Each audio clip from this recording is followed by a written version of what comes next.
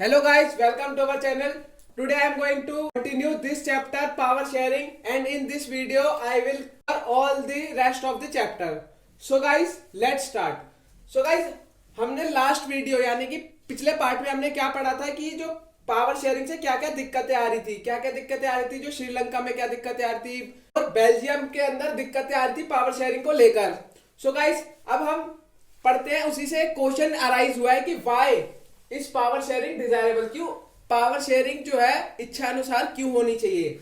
इसके दो set of reason है जो कि किसके फेवर में, पावर शेयरिंग के ही फेवर में है. मैं आपको पहले हाईलाइटेड पॉइंट बता देता हूं कि जो पावर शेयरिंग है, पहला रीजन इसका क्या है. पहला रीजन क्या है कि ये पावर शेयरिंग अच्छी है. क्यों? क्योंकि ये हेल्प क्या करती है, ये हेल्प करती है कॉन्फ्लिक्ट मिटाने के लिए हेल्प करती है. किसके बीच में?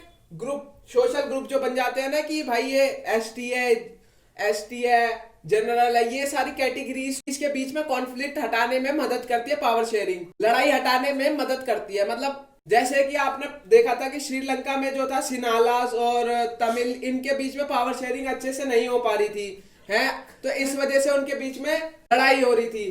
तो इस वजह से जो ये दोनों कास्ट है जो डिवाइड हो गई थी श्रीलंका में, उनके बीच में ये कॉन्फ्लिक्ट हटाने में मदद करेगी अगर पावर शेयरिंग इक्वली होगी. इसका दूसरा मेन रीजन ये है कि पावर शेयरिंग जो है डेमोक्रेसी के लिए बहुत अच्छी है. क्यों? क्योंकि भाई डेमोक्रेसी एक सिस्टम है कि इसके अंदर जो लोग हैं उनको राइट्स मिलते हैं, यानी कि पावर मिलती है, वो अपना रिप्रेजेंटेटिव खुद चुन सकते हैं.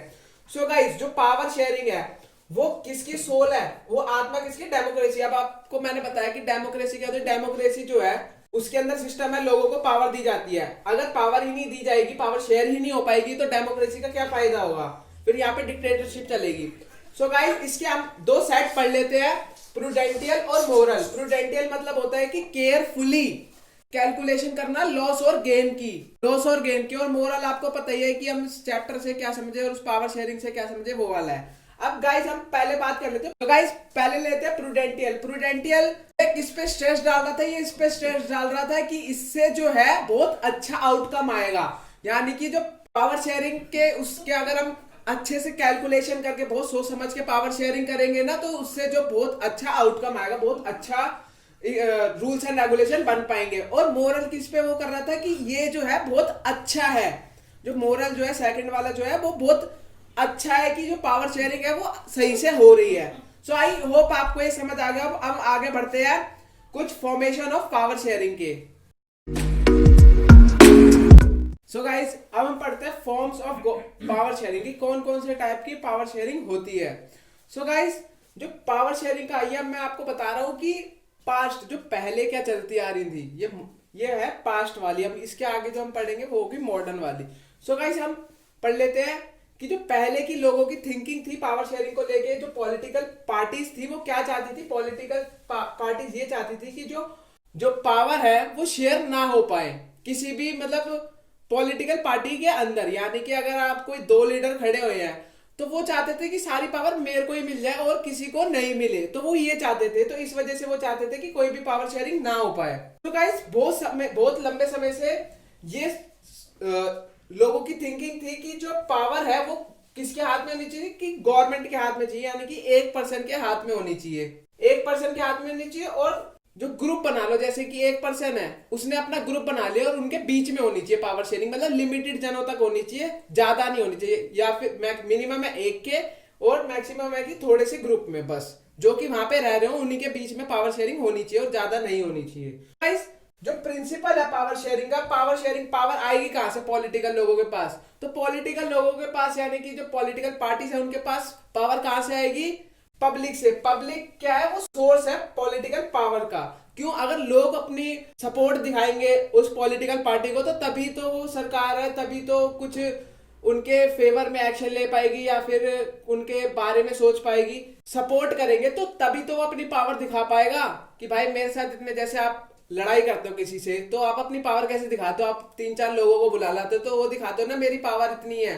तो वैसे ही वो अपनी पावर दिखाते हैं पॉलिटिकल उसमें. सो गाइस, जो अच्छी डेमोक्रेटिक गवर्नमेंट जो होती है ना, वो किस वजह से फॉर्म होती है? वो इस वजह से फॉर्म होती है कि वो है ना सारे रिलीजन्स को, सब रिलीजन, सारे कास्ट को वो रिस्पेक्ट करती है, हर सोसाइटी के बारे में सोचती है, वो तभी एक गुड डेमोक्रेटिक गवर्नमेंट बन पाती है। सो गाइस, और हर लोगों के पास अपने कुछ फिक्स राइट होने चाहिए डेमोक्रेटिक सिस्टम के अंदर, यानी कि डेमोक्रेटिक कंट्री के अंदर सब लोगों के पास अपने कुछ ना कुछ पावर होनी चाहिए, ताकि वो अपने राइट्स के लिए एक्शन ले पाए। अगर उनके साथ कुछ गलत हो रहा है तो वो उसके अगेंस्ट खड़े हो पाए। और ये सब कहाँ पे होता है? ये सब होता है एक अच्छी डेमोक्रेटिक गवर्नमेंट के साथ में होता है, एक अच्छी डेमोक्रेटिक कंट्री के साथ में भी होता है। अगर अच्छी डेमोक्रेटिक कंट्री है तो लोगों के पास सब राइट होंगे, अपने जो उनके साथ जो डिस्क्रिमिनेशन होता है, सब जो दिक्कतें आती हैं उनको वो फेस कर सकेंगे, तो उस अपने जो लीडर उन्होंने चुना है उसको बोलकर। और डेमोक्रेटिक पॉलिटिकल पावर में ना जो डिस्ट्रीब्यूशन है, किसकी पावर की डिस्ट्रीब्यूशन जो है वो इक्वल और सिटीजन्स के बीच में होनी चाहिए। यानी कि जैसे अगर मैं लीडर बन गया या फिर आप लीडर बन गए तो अपनी पावर अपने तक थोड़ी रखोगे, आप डिस्ट्रीब्यूट भी तो करोगे कि भाई मैं आप लीडर बनाऊं तो सबको अब राइट है खाने का, सबको राइट है पहनने का। तो ये सारे जो है एक अच्छी डेमोक्रेटिक कंट्री में होने चाहिए। तो ये हो गए पुराने वाले, अब हम पढ़ेंगे मॉडर्न वाले। सो गाइस, अब हम पढ़ते हैं जो फॉर्म ऑफ पावर शेयरिंग है मॉडर्न टाइम, मतलब मॉडर्न जो डेमोक्रेसी है, जो आपकी जो डेमोक्रेसी है उसमें। सो गाइस, पहला है कि जो power sharing among the different organs of the government. मैंने आपको पहले बताया था जो ऑर्गन है या फिर जो पार्ट है जो गवर्नमेंट है, तीन उसमें बटी हुई है। कौन सा? लेजिस्लेचर, एग्जीक्यूटिव और जुडिशरी। मैंने आपको पहले भी बताया था पिछले पार्ट में कि लेजिस्लेचर क्या होता है, एग्जीक्यूटिव क्या होता है, जुडिशरी क्या होता है। लेजिस्लेचर वो होता है जो कि रूल्स एंड रेगुलेशन और लॉज वगैरह बनाता है, और एग्जीक्यूटिव वो होता है जो उस लॉज को, रूल्स को, यानी कि उसको देखता है कि ढंग से चल रहे हैं नहीं चल रहे हैं, अप्लाई इम्प्लीमेंट हो रहे हैं कि नहीं हो रहे पूरी ऑल ओवर कंट्री में।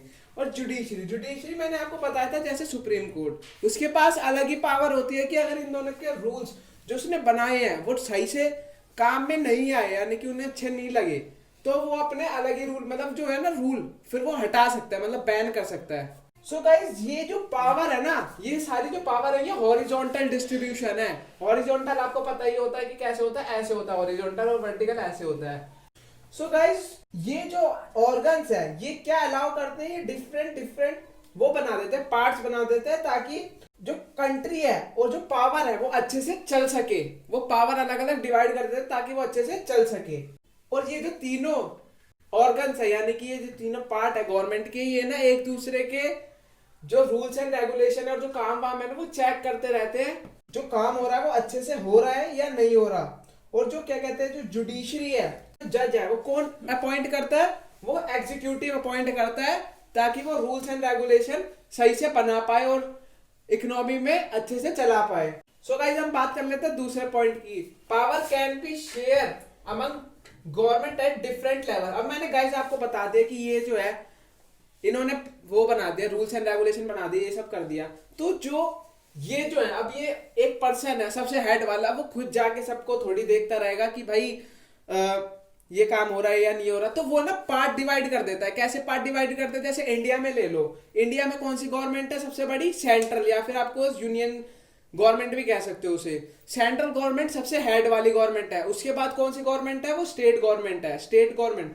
अब जो यूनियन गवर्नमेंट है, मतलब यूनियन यानी कि सेंट्रल गवर्नमेंट जो है, वो अब पूरी कंट्री को रन कैसे करवा पाती है मैं आपको बताता हूँ। पूरी कंट्री को कैसे रन करवा पाती है? वो अपने ना जो पावर है वो डिस्ट्रीब्यूट कर देती है स्टेट लेवल को, स्टेट के अकॉर्डिंग डिस्ट्रीब्यूट कर देती है अपनी थोड़ी थोड़ी पावर। जैसे होता है ना, स्टेट गवर्नमेंट ये वाली है, स्टेट गवर्नमेंट ये, और सेंटर में कौन सी चल रही है, वैसे वाली। अब वो स्टेट गवर्नमेंट से सारा डाटा कलेक्ट करके सेंट्रल गवर्नमेंट को दिया जाता है, और फिर देखा जाता है कि इकोनॉमी कैसे चल रही है। सो गाइस, हम बात कर लेते हैं कि फेडरल गवर्नमेंट। फेडरल गवर्नमेंट क्या होती है? फेडरल गवर्नमेंट वो गवर्नमेंट होती है जो जनरल गवर्नमेंट होती है ना, नॉर्मल गवर्नमेंट, उसे बोलते हैं फेडरल गवर्नमेंट। और ये किस कौन कौन से लेवल पे डिवाइड होती है? जैसे रीजनल लेवल हो गया, प्रोविंशियल, ये वाले लेवलों से डिवाइड होती है। जो पावर शेयरिंग होती है, कहां से? हायर से लो। वो कौन से उस सिस्टम को क्या कहते हैं? Vertical division of power. कैसे? देखो, अब मैंने आपको बताया था कि जो पावर है सेंटर से मतलब ऊंचाई से, सेंटर हो गया सबसे ऊपर, वो धीरे धीरे पावर नीचे भेजता रहता है, स्टेट को धीरे धीरे भेजता रहता है। तो ये हो गई वर्टिकल, वो हाई से लो पे भेज रहा है पावर। सो गाइस, हम बात कर लेते हैं थर्ड पॉइंट की। थर्ड पॉइंट में है कि पावर में be also share among different social group such as regional and linguistic group, community group, government in the good example of this arrangement. अब गाइस जो पावर शेयरिंग है वो एक और तरीके से हो सकती है। कैसे? हम जो पावर डिवाइड, जो गवर्नमेंट जो है पावर कैसे डिवाइड कर सकती है, सोशल ग्रुप में डिवाइड कर दे, है रिलीजियस और लिंग्विस्टिक ग्रुप में डिवाइड कर दे, और कम्युनिटी गवर्नमेंट, ये कम्युनिटी गवर्नमेंट हमने कहाँ पढ़ा था? श्रीलंका के अंदर हमने पढ़ा था कि कम्युनिटी गवर्नमेंट ऐसे फॉर्म हुई है, बेल्जियम के अंदर ऐसे कम्युनिटी, ये ऐसे जो पावर डिवाइड करी थी वो कम्युनिटी के बेसिस पे करी थी। जैसे बेल्जियम में कौन सी करी थी कि जैसे फ्रेंच की थी, डच की थी, तो उन्होंने बाद में ये कर दिया था कि भाई सबको इक्वल राइट्स मिलेंगे, सब मतलब वहां पे एकदम सब कुछ सेटल हो गया था। लेकिन श्रीलंका में ऐसा नहीं हुआ था, वहां पे सिनाला वाले ही थे ज्यादा, तो उन्होंने जो पावर शेयरिंग है दूसरों मतलब जो दूसरे श्रीलंकन के बीच में डिवाइड करने से मना कर दिया था।